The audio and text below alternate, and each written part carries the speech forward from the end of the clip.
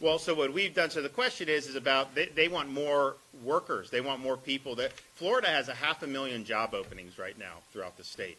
And so we've got a lot of great stuff going on. The number one thing, whether it's here in Sarasota or in the Sarasota area, whether it's in Northeast, Northwest, it doesn't matter. They will say, we need to hire more people. That's what they want to do. That's the number one thing. And clearly there were a lot of disincentives, let's say. I mean, people were doing it. Look, in April of 2020, I was supportive of getting money out to people because what were they supposed to do? It wasn't their fault. A lot of people were laid off, and it wasn't like you could just go get a job. Well, now we're in a situation where anyone that wants a job in Florida get a job. There's no doubt about that. So we discontinued the $300 many months ago, and we have job search requirements. And so in Florida, we really have a pre-COVID reemployment posture. Would you say that, Dane, that we're basically where we were prior to COVID hitting? And the way we view it, because there's jobs available, is though we don't want anyone falling through the cracks. If you lose your job, we want to have a safety net there for you, but we don't want this to be long-term. I mean, the goal is to stabilize, make sure you don't fall through the cracks, and then get you back into the workforce. And clearly right now we have opportunities to do it. So we're back to where we were. So there aren't any disincentives. We're basically pre-COVID on that. But we're going to have to look to see, because I think clearly some people have just dropped out of the workforce. And so what do you do to kind of do that? I think all this stuff, the extension and everything ran out in September. And so I think people were looking to see what was going to happen with that. But I can tell you, although in our numbers, we definitely saw more job searches when we announced that you had to search again, and then the discontinuing of the 300 supplement. And we did see increased jobs in June and July. August, we did about 25,000 private sector jobs. July, we had done 60,000. And the nation as a whole was down, so we had a pretty big chunk of what was nationally. But we'll see September nationally was down. Florida, I haven't gotten the numbers yet from that. I mean, I think we gained jobs, but at what level we gained them, we'll have to wait and see on that. But you definitely see this nationally where there's some, the unemployment rate's actually declining, but you have all these positions open. And I think when you have tepid job numbers in terms of total jobs, but yet the unemployment rate goes down, that to me tells me that there's people that are just dropping off the radar of even looking for work. And so we want to be able to make sure that we're getting people back. But I will tell you, with our focus, and this isn't necessarily going to solve the problem tomorrow, but with our focus on workforce and skills training and all these things that really fell out of favor for a long time in our country. When I was a kid, they told you can be successful if you go to college. It was frowned upon almost to go into some of these other areas. And my view is one isn't better than the other, and you shouldn't be dissuaded or looked down on if you're going to go in and get some of these skills, because you're doing very well. In fact, we'll have kids that'll get certified in electrical. They'll go to work.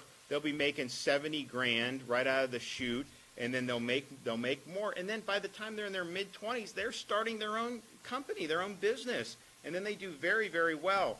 So we have a lot of opportunities here across a wide variety of fields, and if we're providing the roadmap and providing the access, I think it's going to be good. One thing I've done and what we're rolling out this year is more high school apprenticeships, because so much of it, we've tied a lot in Florida through the years through state colleges. Nurse practitioner, there's some very, very good, we understand. But man, you get kids going their senior year of high school and work in the afternoon.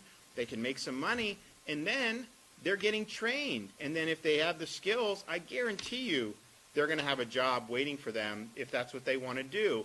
And we want to do that. So we really believe making sure that this vocational education and career and skills education is in high schools, and these apprenticeships are in there. So any local community in Florida, so if you have Northport, if you have businesses here, any part of Sarasota, Charlotte County, you want to do some apprenticeships with some of the local schools, we have funding to be able to help facilitate that, and we want to absolutely do that, because I think that that's a great way, and you're keeping people back, staying in their communities. I mean, look, if people want to spread their wings and go out, but a lot of times when you raise families, kids leave because they think they have to leave to be able to have opportunities. Well, if they want to leave, and fine, but if they have opportunities in their home community, then that makes it easier for them to be able to stay closer to home if that's what they want to do. So bottom line is there's a lot going on here, but we are going to watch over the next couple months, because if we don't start to see more people coming back,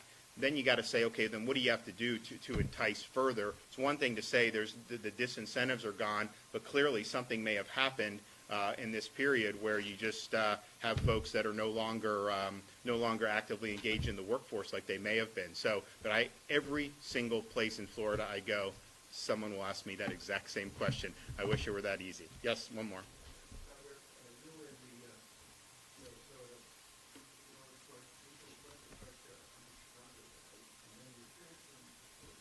Okay. What are you manufacturing?